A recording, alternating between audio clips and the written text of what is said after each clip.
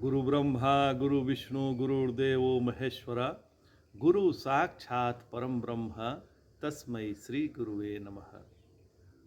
सदाशिव समारंभां शंकराचार्य मध्यमां अस्मदाचार्य पर्यंतां वंदे गुरु परंपरां। ओम श्री गुरुभ्यो नमः। ओम श्री परमात्मने नमः। हम लोग गीता के 16वें अध्याय पर विचार कर रहे हैं। पिछले एपिसोड में हम 14वें श्लोक पर विचार किए थे। आज 15वां श्लोक का पहले हम लोग पाठ करेंगे, फिर उसका अर्थ समझेंगे, उसके बाद उस पर सूक्ष्मता से विचार करेंगे कि आखिर भगवान क्या कह रहे हैं।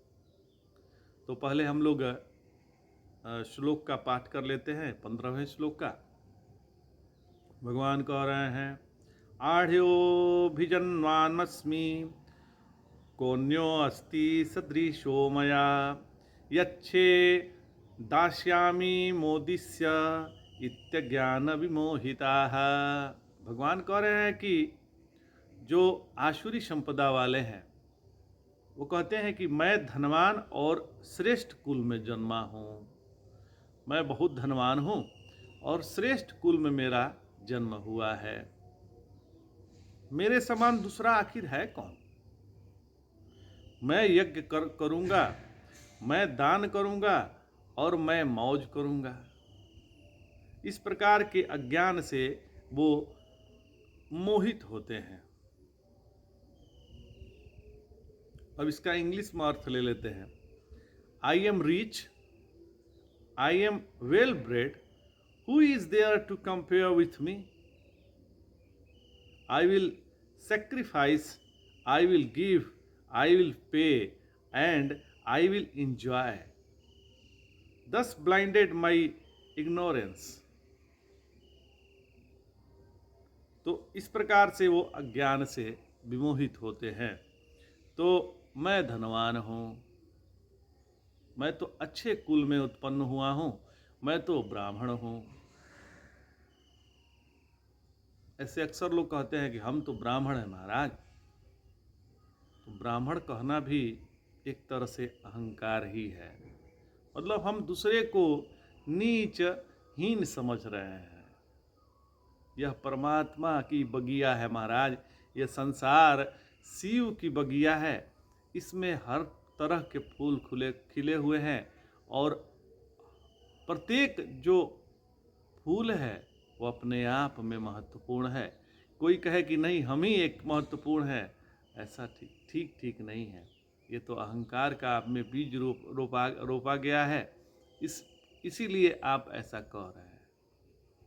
मैं ब्राह्मण हूँ, मैं क्षत्रिय हूँ, मैं बनिया हूँ, ऐसा कहना जो है, पहले तो हम मनुष्य हैं।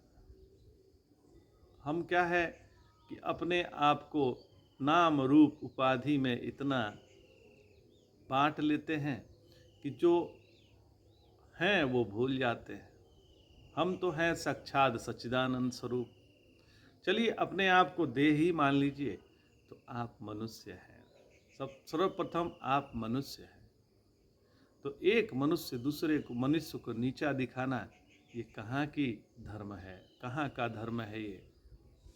यदि आप धर्म भी धारण करें तो भी आप अपने को महत्वपूर्ण नहीं कह सकते। हम बहुत ऊंच है, वह नीच है। अपने को ज़्यादा ऊंच समझना या अपने आप को अधम समझना दोनों पाप ही है महाराज। क्योंकि आप जो है साक्षात सच्चिदानंद स्वरूप हैं। आप न पापी हैं, न नीच हैं, न श्रेष्ठ, उत्तम हैं। आप सर्वोत्तम हैं। तो इसका मतलब यह नहीं कि आप ही सर्वोत्तम हैं। यहाँ जो कुछ भी है आप ही का अंश है, इसलिए सब सर्वोत्तम है। सब अपने आप में सर्वोत्तम है। सब में वो ईश्वर की ही शक्ति मौजूद है। हम जो अभी हंस रहे हैं यह ईश्वर की शक्ति प्रकट हो रही है महाराज, नहीं तो हंसी भी मुंह से नहीं निकलेगी। अभी परमात्मा प्रसन्न होकर प्रकट हो रहा है। अपने माध्यम से प्रकट हो रहा है। हम चल रहे हैं तो परमात्मा हमारे माध्यम से, यह शरीर के माध्यम से चल रहा है। हमारी कहाँ औकात चलने की, परमात्मा ने ही शक्ति दी है तो चल रहा है शरीर, नहीं तो शरीर तो जड़ है। आज जो चमक रहा है, शरीर जो चमक रहा है, वो परमात्मा के प्रकाश से चमक रहा है, क्योंकि सूर्य आदि सभी को प्रकाशित करने वाले परमात्मा ही हैं। इसको बड़ी भली प्रकार से समझ लेना अत्यंत ही आवश्यक है। तो मैं धन से संपन्न हूं और वंश की अपेक्षा से अत्यंत कुलीन हूं। मैं अत्यंत उच्च वंश में मेरा जन्म हुआ है। मेरा उच्च कोटि का जो ऐसा सोचता है वह आसुरी संपदा वाला है। अब कह रहे हैं कि 7 पीढ़ियों से श्रोत्रिय आदि गुणों से संपन्न हूं। शूतरा धन और कुल में भी मेरी समान दूसरा कौन है, अर्थात कोई नहीं है। मैं यज्ञ कर सकता हूं और यज्ञ द्वारा भी दूसरों का अपमान करूंगा। नट आदि को धन दूंगा और मोद अतिशय हर्ष को प्राप्त होऊंगा। इस प्रकार से वे मनुष्य अज्ञान से मोहित अर्थात नाना प्रकार की अविवेक भावना से युक्त होते हैं। एक महात्मा जी वृंदावन में रहते हैं। उन्होंने सिद्धि की परिभाषा बड़ी ही सुंदर बतलाई है। कोई पूछ दिया उनसे कि बाबा सर्वश्रेष्ठ सिद्धि क्या है, तो बाबा ने कहा कि देखो, जो व्यक्ति अपने मन का गुलाम नहीं है, जो व्यक्ति अपने मन का गुलाम नहीं है, वह सर्वश्रेष्ठ सिद्ध है। क्योंकि यहाँ संसार में सब मन के गुलाम हैं और उसी में गिनती के कुछ हैं जो लोग हैं, जो योगी हैं, वो मन के गुलाम नहीं हैं। मन तो कह रहा है कि अभी सोए रहो, उठना है ब्रह्म मुहूर्त में, मन उठने नहीं दे रहा है। फिर मन का मान के हम सो गए, मन का मान के सो गए तो फिर हो गए चौपट। तो मन के हम गुलाम हो गए हैं, तो हम आसुरी संपदा वाले हैं। तो माने मन का गुलाम न होना सर्वश्रेष्ठ सिद्धि है। इसी को भगवत गीता में संसिद्धि भगवान ने कहा है। तो हम सभी जो नाच रहे हैं, यह मन ही नचा रहा है, मनवे नचा रहा है महाराज। तो गुलाम होने का कारण हमारा मन ही है, मन ही हमको गुलाम बनाए हुए है।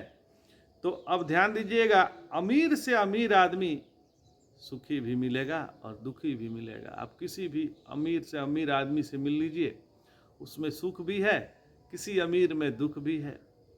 और जो झोपड़पट्टी में रहते हैं, जो अत्यंत गरीब हैं, उनके पास अर्थ की कमी है, उसमें भी आपको सुखी और दुखी दोनों मिल जाएंगे। इसका मतलब हो गया, माने धन होना या निर्धन होना, इससे अपने अंतःकरण की शांति या शांति से कोई लेना देना नहीं है। धन भी आपको दुखित कर सकता है और निर्धन भी व्यक्ति सुखित रह सकता है, ऐसा नहीं है, ऐसा ही है। तो इस प्रकार से जो अंतर्मुखत्व होकर जीवन जीते हैं, वे प्रशांति में रहते हैं और वे ही दैवी मार्ग पर चल रहे हैं। तो यहाँ हम लोग सिद्ध हो गया कि जो अंतर दर्शन कर रहे हैं, स्वयं को जानने की कोशिश कर रहे हैं, स्वयं को जानने का अभ्यास कर रहे हैं, वही दैवी संपदा वाले हैं। फिर भगवान ने कहा, आड्यो बीजानामस्मि, मेरे जैसा, वो कह रहे हैं कि मेरे जैसा धनवान कोई नहीं है। कौन? आसुरी संपदा वाले। और मैं श्रेष्ठ कुल में जन्मा हूँ। तो ध्यान दीजिएगा, जो पैसे की गर्मी है वह बाहर के जगत में ही रहकर होती है। ये जो पैसा है वो बाहर के जगत में ही रहकर है। और भोग की गर्मी अपने इंद्रियों में होती है। और धर्म की गर्मी अपनी बुद्धि के साथ मिलकर होती है कि मैं धर्मी हूँ, मैं धर्म करता हूँ, यह भी बुद्धि में रहती है। और जीवन की शांति केवल अपने स्वरूप में है, जो हम स्वयं हैं उस स्वरूप में है। तो चाहे हम अपने को बड़े धनाढ्य कहकर समझें, या चाहे हम अपने आप को भोगी कहें, या चाहे हम अपने आप को धर्मात्मा समझें, ये तीनों के तीनों चीज़ें हमको आसुरी प्रकृति में ही ले जाएगी।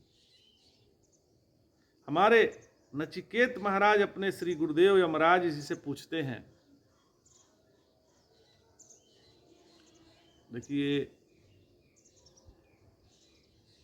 उपनिषद की बात बता रहे हैं। नचिकेत अपने गुरु महाराज यमराज से पूछते हैं, धर्मात् अन्यत्र अस्मात् कृतात् अन्यत्र भूयात् भव्यात् अन्यत्र यत् पश्यसि तत्वद। कह रहे हैं कि परमात्मा यह सभी सापेक्षता से परे है, तो जितनी सापेक्षता से में रहने का प्रयास है वह आसुरी संपत्ति का लक्षण है, और जो निरपेक्ष अनुभूति का लक्षण है वह है दैवी लक्षण। जो जितना सापेक्षता में रहने का प्रयास करेगा वह आसुरी संपदा का लक्षण है, आसुरी संपदा वाला है, और जो निरपेक्ष अनुभूति है वह है दैवी संपदा। मतलब हम यदि स्वयं बन के रहें तो हम दैवी संपदा वाले हैं। हम संसार को सत्य मान लिए, संसार भी परमात्मा है यह भूल गए, संसार को हम भिन्न भिन्न रूप में दर्शन कर रहे हैं, तो अपने से भिन्न रूप में दर्शन कर रहे हैं, तो हम हो गए आसुरी संपदा वाले। अब क्या सिद्धांत हो गया कि हम किसी भी शरीर को अपने से अन्य के रूप में जब स्वीकार करते हैं, संसार को अपने से अन्य के रूप में स्वीकार करते हैं, तो हम हैं आसुरी संपदा वाले। हम जब संसार को अपने से अन्य के रूप में स्वीकार नहीं करते हैं, संसार अपना ही स्वरूप है, संसार परमात्मा स्वरूप है, हम साक्षात सच्चिदानंद स्वरूप हैं, और सभी उस सच्चिदानंद घन का ही प्राकट्य है, तो हम दैवी संपदा वाले हैं। यदि हमने अपने आप को केवल देह माना है, तो हमारे स्वामी जी कहते हैं कि यदि एक देह को तुम देह मान रहे हो तो सभी देह को अपना मानो। सब देह तो अपना ही है, सभी देह से तुम ही प्रकट हो रहे हो। जब ऐसा भाव है तब हम दैवी संपदा वाले हैं, नहीं तो हम आसुरी संपदा वाले हैं। आसुरी संपदा वाले अपने को श्रेष्ठ, दूसरे को कृष्ण समझते हैं, या तो अपने को अधम समझते हैं। अपने को अधम समझना, अपने को दूसरे से श्रेष्ठ समझना, यह भगवान को गाली है। महाराज आप साक्षात सच्चिदानंद स्वरूप हैं, आप नित्य शुद्ध बुद्ध परमात्मा स्वरूप हैं। महाराज आप न दूसरे से श्रेष्ठ हैं न दूसरे से कृष्ण हैं। आप अपने अंदर हीन भावना न रखें, आप अपने अंदर अहंकार न रखें। हम अपने क्रोध, काम, मोह का त्याग कर दें तो हम दैवी संपदा वाले हो जाएंगे। देखिए अभी कल की बात है, मोक्ष पे विचार चल रहा था, तो स्वामी जी बता रहे थे कि मोक्ष का मतलब है, मोह से मतलब है मोह, अच्छा से मतलब क्षरण। जिसका मोह का क्षरण हो गया है उसको वही मोक्ष वाला है। पूरे गीता सुनने के बाद भगवान ने अर्जुन से पूछा कि अरे अर्जुन, तुम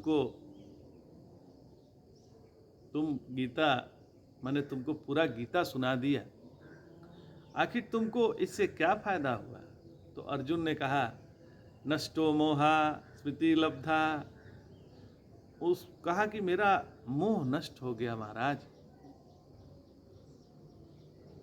तो गीता का तात्पर्य है कि हमारा जो मोह है वस्तुओं के प्रति, व्यक्तियों के प्रति,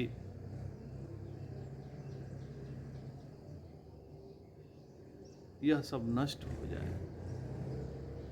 हम अपने स्वरूप में नित्य उपलब्ध रहें।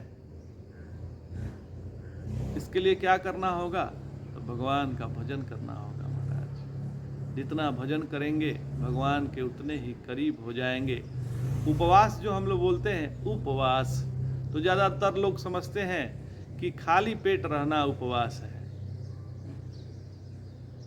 नहीं नहीं, उपवास का तात्पर्य है उपवास मतलब जिस भगवान के लिए हम उपवास किए हैं उसके नज़दीक वास करना। जहाँ भगवान की बैठक है वहाँ अपनी बैठक हो जाए, जहाँ गुरु की बैठक है वहाँ अपनी बैठक हो जाए, वही उपवास है। यही उपनिषद से भी तात्पर्य है। जहाँ हमारे गुरु का बैठक है वहाँ अपनी बैठक हो जाए। हमारे गुरु परमात्मा स्वरूप में आसन में बैठे हुए हैं, वहीं अपनी आसन होनी चाहिए, वहीं अपनी दृढ़ता होनी चाहिए। हमें भगवान के प्रति प्रीति होनी चाहिए, हमें भगवान के प्रति प्रेम होना चाहिए। भगवान तो हमसे प्रेम करते ही हैं, इसमें कोई संदेह नहीं है। संदेह भी नहीं करना है महाराज। सबसे, सभी जीवों पर, सभी प्राणियों पर समान रूप से प्रेम की वर्षा कर रहे हैं, क्योंकि अपनों से कौन नहीं प्रेम करता है। तो भगवान तो अपने हैं और भगवान के हम सभी अपने हैं, क्योंकि हम उनसे अन्य नहीं हैं, तो हमसे प्रेम क्यों नहीं करेंगे। हम भगवान पर भी कभी कभी अविश्वास कर लेते हैं। ऐसा नहीं करना चाहिए, क्योंकि भगवान ही है जो हमारे लिए नित्य उपलब्ध है। तो आज इतना ही महाराज, आनंद आ गया। जय जय शंकर, हर हर शंकर, नमामि शंकर, भजामि शंकर, नमः पार्वती पतये, हर हर महादेव।